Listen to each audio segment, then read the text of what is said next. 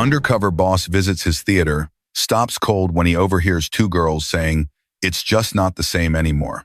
Under the gloomy afternoon sky, light rain gently fell upon the weathered sign, "Sunrise Theater, where every dream begins." John pulled down the brim of his old baseball cap, his worn coat covering the expensive suits he usually wore. Today, he wasn't the powerful CEO of a prestigious cinema chain.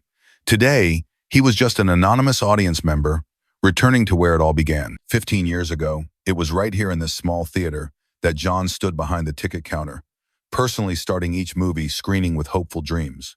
Back then, he believed that every show wasn't just moving picturesque, it was a memory, a moment of happiness etched into the hearts of his audience. He used to know every regular by name, remembered exactly which popcorn flavor they liked, which row they preferred to sit in.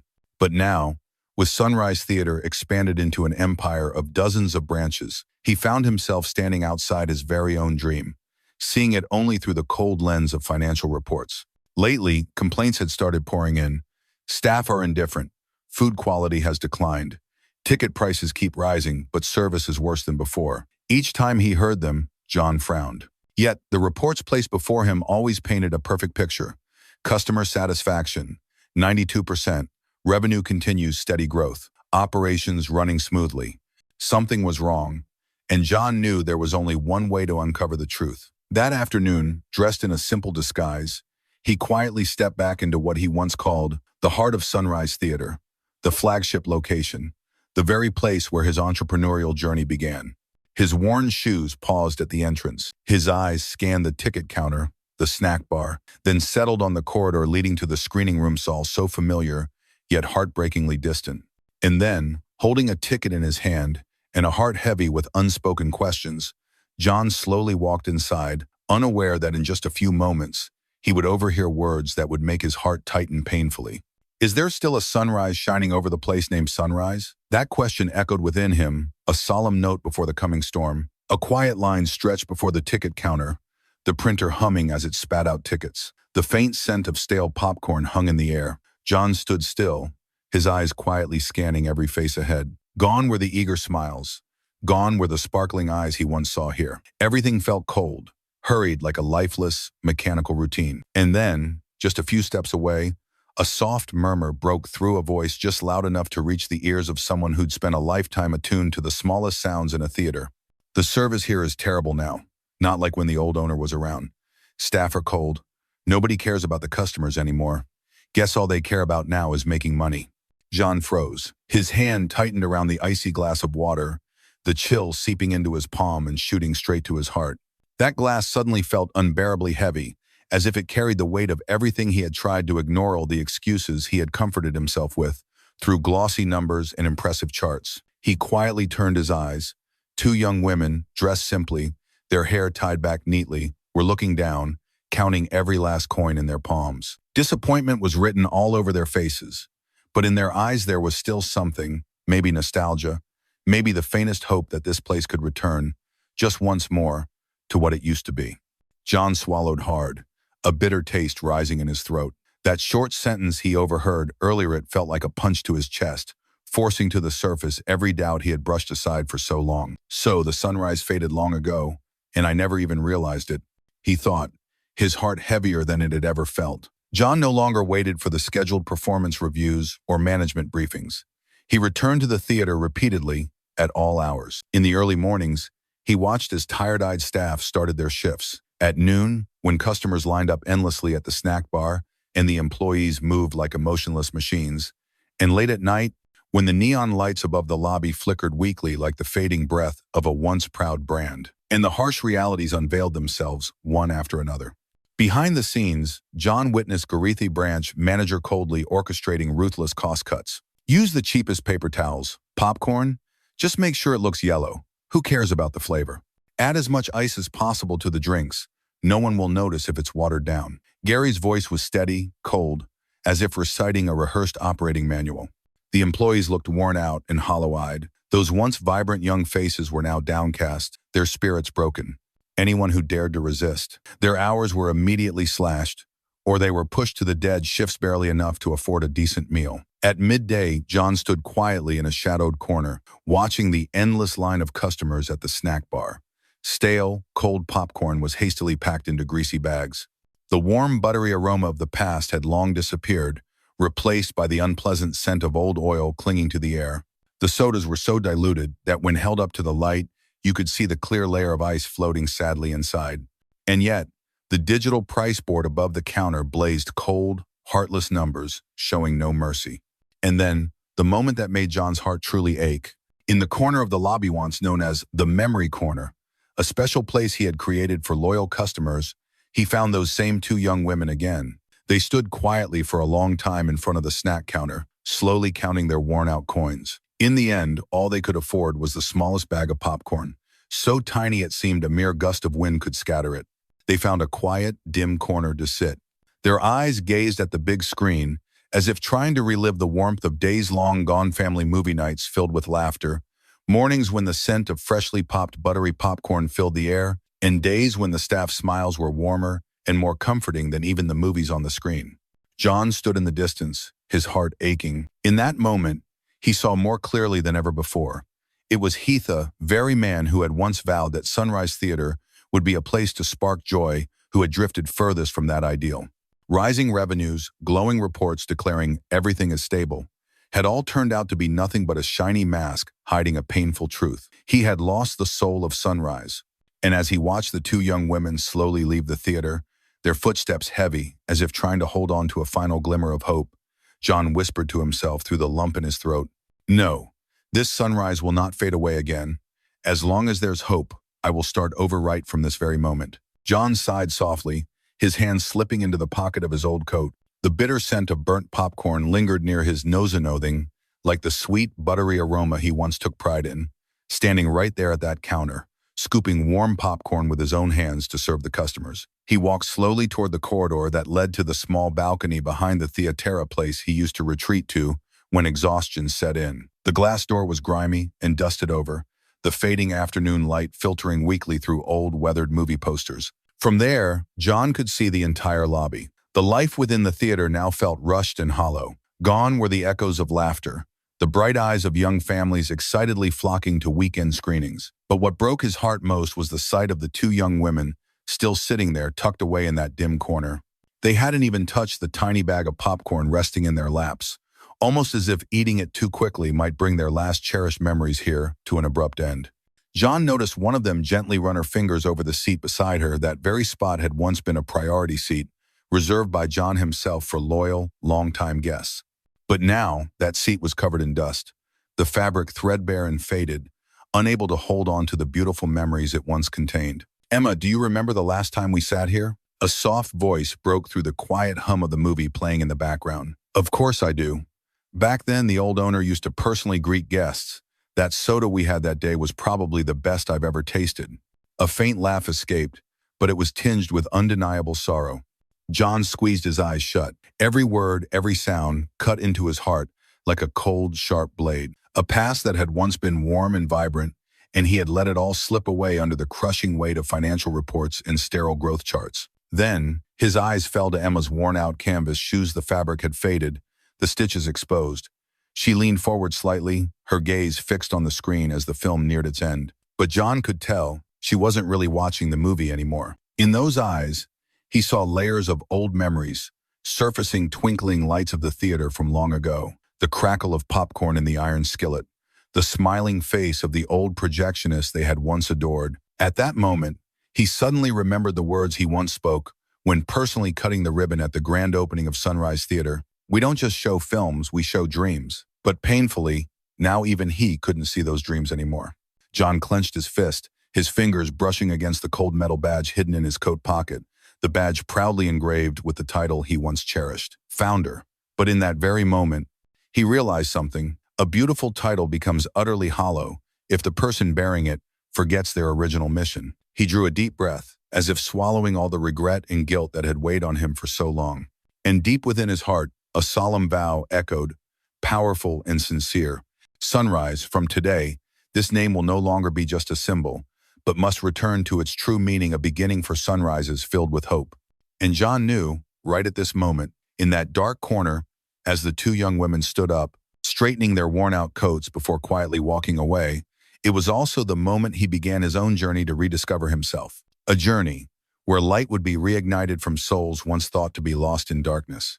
That very morning, Sunrise Theater, main hall, the air in the theater was thick with tension. Whispers of an unusual meeting had spread through every corridor. Staff quietly tidied up the counters. Junior managers stood in silence against the walls.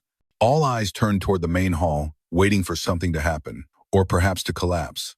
At exactly 9 o'clock, the glass doors swung open. John Miller, founder of Sunrise Theater, strode in with purpose, exuding the unmistakable presence of a true leader.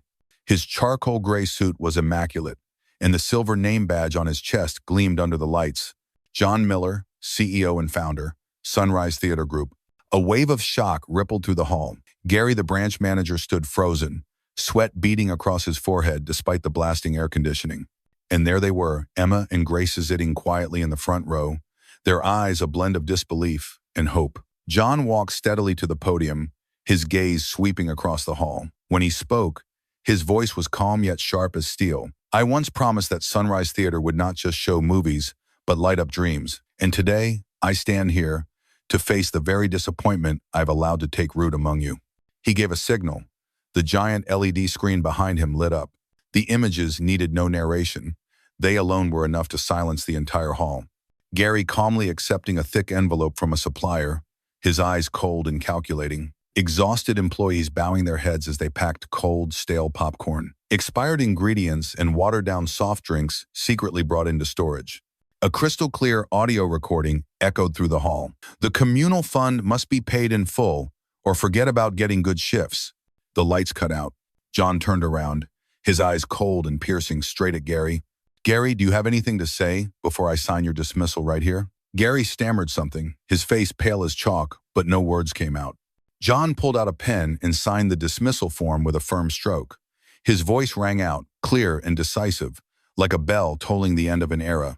Cost-cutting is never an excuse to strangle human dignity. As of this moment, you are officially dismissed. And for those who have aided this corruption, you now have a choice: walk out of this place or stay and rebuild with integrity. Several people lowered their heads and quietly left the hall, their steps heavy with shame. But amidst them, some eyes began to light up the light of a new beginning. A moving moment where dawn begins to break. John stepped down from the podium, walking slowly toward Emma and Grace.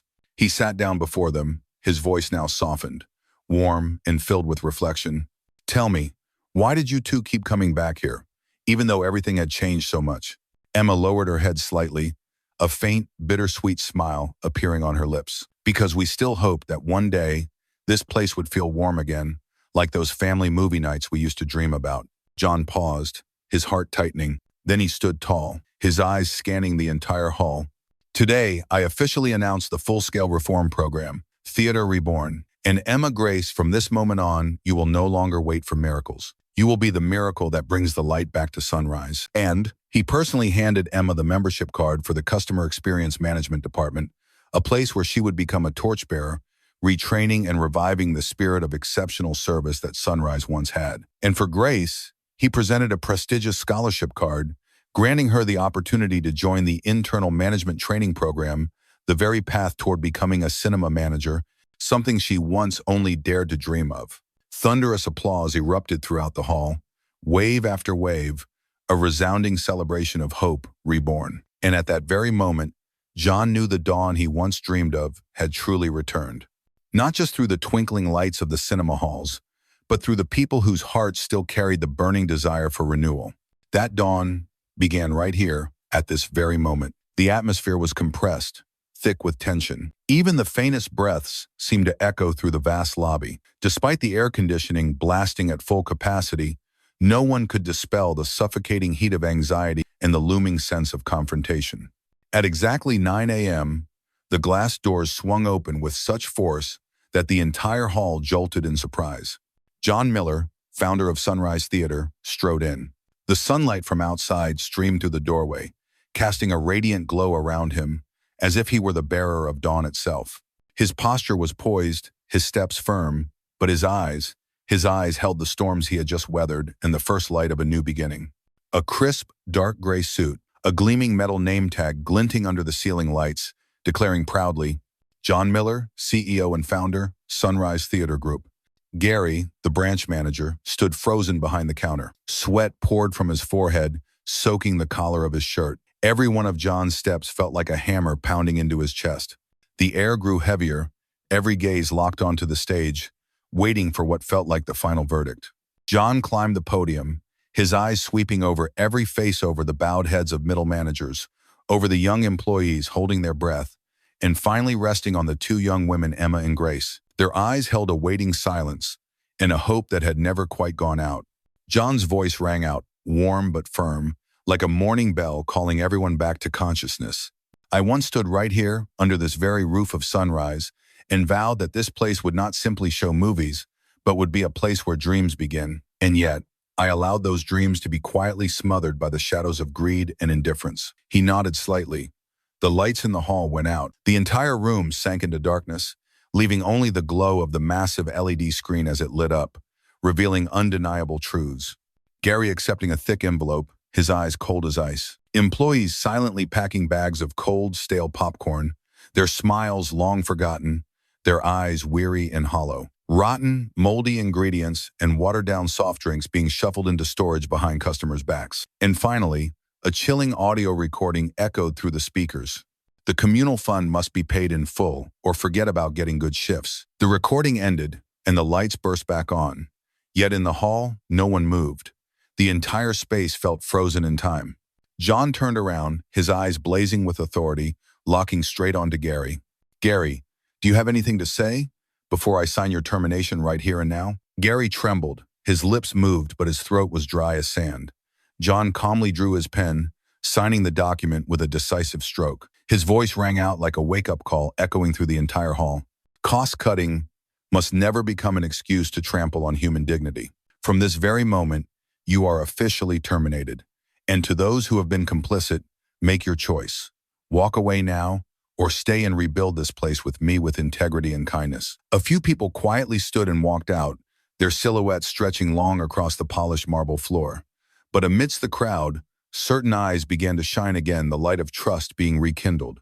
John slowly stepped down from the stage, every step heavy with the weight of emotion. He stopped in front of Emma and Grace, lowering himself to meet their eyes directly. "Why have you both kept coming back, even when everything seemed lost?" Emma bit her lip gently, a sorrowful smile flickering across her tearful eyes. "Because we kept hoping. Hoping that one day, this place would be warm again, like those family movie nights we all used to dream of." John took their hands in his voice breaking not out of weakness, but because his long slumbering heart had finally awakened. "Today, I officially announce the complete reform program, Theater Reborn. And you, Emma, and Grace will be the ones to light that flame." He personally handed Emma the membership badge for the Customer Service Management Department, where she would become the spark, reigniting the spirit that Sunrise once proudly held. To Grace, he offered the prestigious scholarship, a key that would open the path for her to one day become a theater manager, a dream she once barely dared to hope for. Thunderous applause erupted like waves crashing onto the shore, rising throughout the hall, blending seamlessly with the iconic theme music of Sunrise, the very tune reserved only for the most special grand openings. And in that very moment, John knew.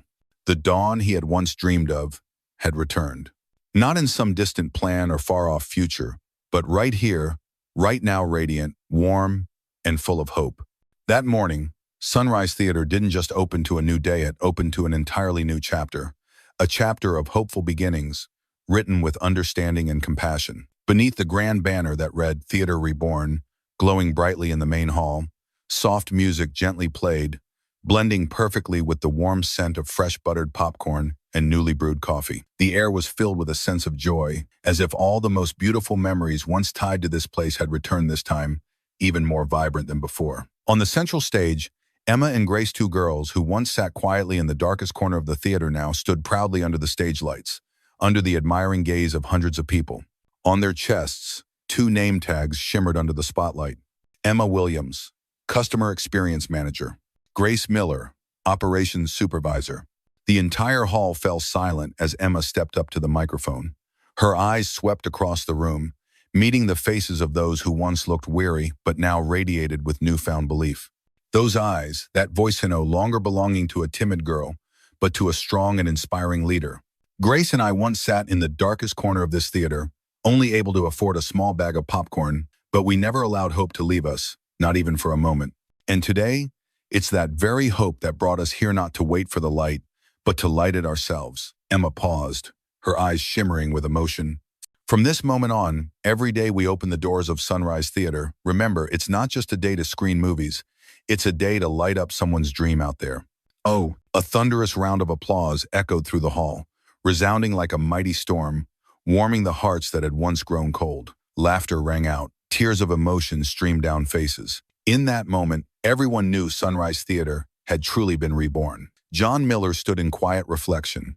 His eyes gazed down at the lively scene below. The grand hall was packed with visitors.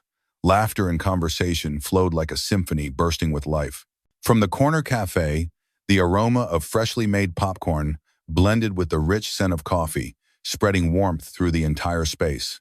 John gently placed his hand against the cool glass, his gaze pausing at the empty seat in the corner of the hall, the very spot where those two girls had once sat quietly, counting every coin they had.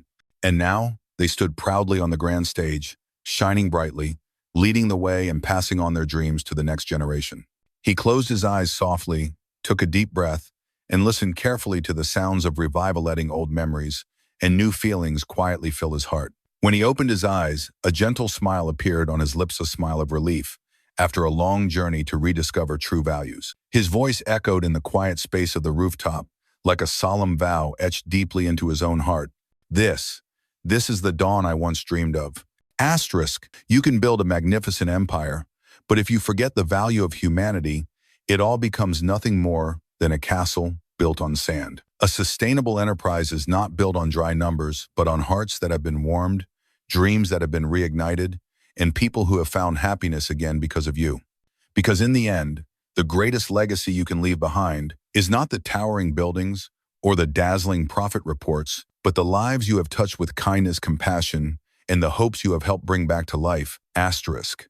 Would you like me to further develop the scene where John officially signs the decision to launch the Theater Reborn program with all the staff present to create an even stronger emotional climax?